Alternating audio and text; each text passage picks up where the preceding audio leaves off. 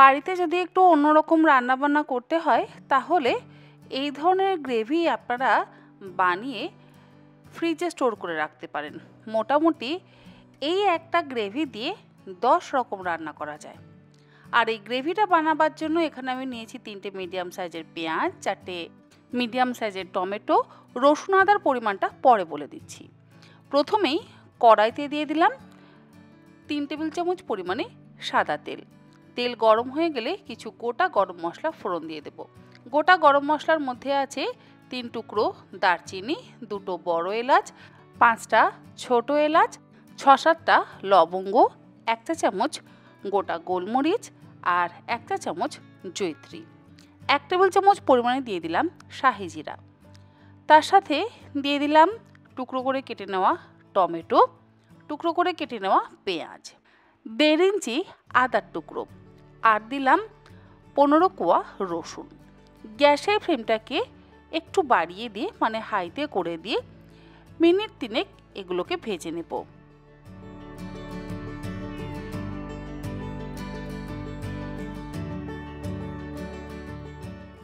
এরপর একে একে এর মধ্যে দিয়ে দিচ্ছি কাঁচা লঙ্কা 10টা, তার সাথে দিচ্ছি 8-10টা কাশ্মীরি লঙ্কা। তবে কাশ্মীরি লঙ্কার ভেতরের বীজ বা দানাটা আমি ফেলে দিয়েছি।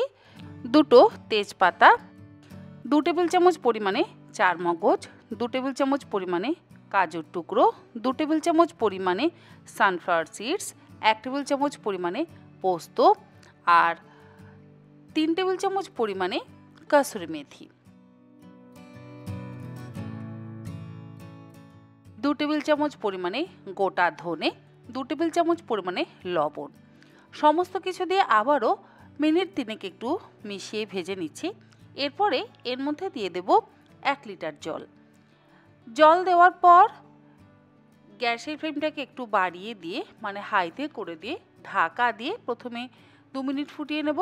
তারপরে গ্যাসের ফ্লেমটাকে লোতে করে দিয়ে 10-12 মিনিট আমি এই গোটা গরম মশলাগুলোকে সেদ্ধ করে নেব।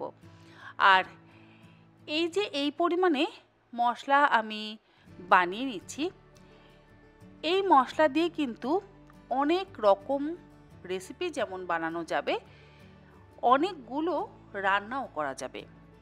যদি আপনাদের বাড়িতে হঠাৎ কোনো গেস্ট আসেন তাহলে আপনারা এই গ্রেভি বানিয়ে রাখলে আলুর দম বানাতে পারবেন, চিকেন বানাতে পারবেন, পনিরের কোনো রেসিপি তৈরি করতে পারবেন, আবার ফুলকপির কোনো রেসিপি তৈরি করতে পারবেন। বিভিন্ন রকম রান্না কিন্তু আপনারা করতে পারবেন। যেমন চিকেন ভর্তা করতে পারবেন, তেমনই বানাতে পারবেন শাহি পনির, পনির বাটার মশলা, চিকেন বাটার মশলা, শাহি আলুর দম, কাশ্মীরি আলুর দম, ফুলকপি বাটার মশলা বা শাহি ফুলকপির কোরমা। এই ধরনের অনেক রকম রান্না কিন্তু আপনারা বানাতে পারবেন। তবে আপনারা বলতে পারেন যে গ্রেভি তো এক, তাহলে প্রত্যেকটা রান্নার স্বাদ কি একই হবে? কখনোই তা হয় না। চিকেনের স্বাদ যেমন আলাদা, এই গ্রেভিটা যখন আপনারা মাংসের সাথে মেশাবেন তখন দেখবেন স্বাদ কিন্তু একেবারে আলাদা হবে। আবার যখন আপনারা পনির দিয়ে বানাবেন তখনও আবার স্বাদ অন্যরকম হবে। যখন আপনারা আলু দিয়ে বানাবেন তখনও কিন্তু স্বাদ অন্যরকম হবে। যাই হোক, 10-12 মিনিট আমি ঢাকা দিয়ে সেদ্ধ করে নিয়ে তারপরে গ্যাসের ফ্লেমটাকে বন্ধ করে নিয়ে মশলাগুলোকে ঠান্ডা করে নিলাম। ঠান্ডা হয়ে যাওয়ার পর গ্রাইন্ডিং জারের মধ্যে নিয়ে নিচ্ছি। সমস্তটা মশলা একবারে নিয়ে একদম মসৃণ করে বেটে নেব। বাটা হয়ে গেলে একটা বড় স্ট্রেনারের মধ্যে আমি ঢেলে নিচ্ছি। ঢেলে নিয়ে খুব ভালো করে ছেঁকে নেব। কিছু কিছু মশলা একটু যেহেতু গোটা গোটা থাকে, মানে একটু যদি দানা থেকে যায়, সেই জন্য আমাদের ছাঁকনি দিয়ে ছেঁকে নেওয়াটা ভীষণ প্রয়োজনীয়। তবে ওই দানাগুলো কিন্তু ফেলবেন না, ওগুলোকে আপনারা গ্রাইন্ডিং জারের মধ্যে করে পেস্ট তৈরি করে নিয়ে কোনো আইস কিউব বক্সের মধ্যে করে ডিপ ফ্রিজে স্টোর করে রাখতে পারেন। যখন আপনারা গ্রেভি তৈরি করবেন সেই সময় 1টা বা 2টো আইস কিউবের মতন কিউব আপনারা ওই গ্রেভির মধ্যে ব্যবহার করতে পারেন, মানে মশলার ওই কিউব আপনারা গ্রেভির মধ্যে ব্যবহার করতে পারেন। দেখুন আমি খুব ভালো করে চেলে নিচ্ছি ছাঁকনি দিয়ে। আর অল্প একটুই কিন্তু আমাদের এক্সট্র্যাক্ট পড়ে থাকবে, সেটাকে যদি দু একবার একটু জল দিয়ে মিক্সিতে পেস্ট তৈরি করে নিই, তাহলে দেখবেন আপনারা যে কোনো গ্রেভিতে ব্যবহার করতে পারেন।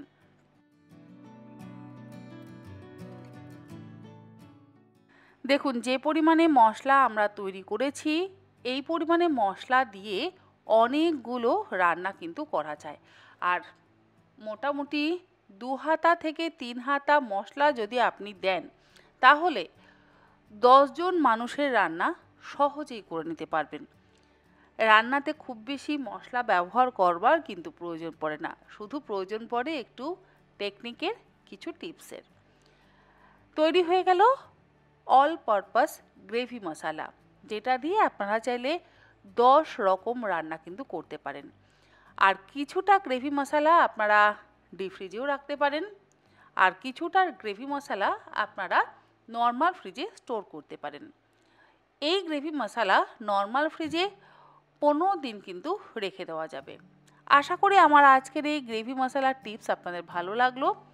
ভালো লাগলে আপনারা অবশ্যই এইরকমভাবে বাড়িতে গ্রেভি বানিয়ে হোটেল বা রেস্টুরেন্টের মতন খাবার বাড়িতেই বানিয়ে নিতে পারবেন। আজ তাহলে এই পর্যন্ত। আগামীকাল তন্নির পাকশালাতে আবারও হাজির হয়ে যাব নতুন আরও একটি ইন্টারেস্টিং রেসিপি নিয়ে। আপনারা সকলে ভালো থাকবেন, সুস্থ থাকবেন। ধন্যবাদ।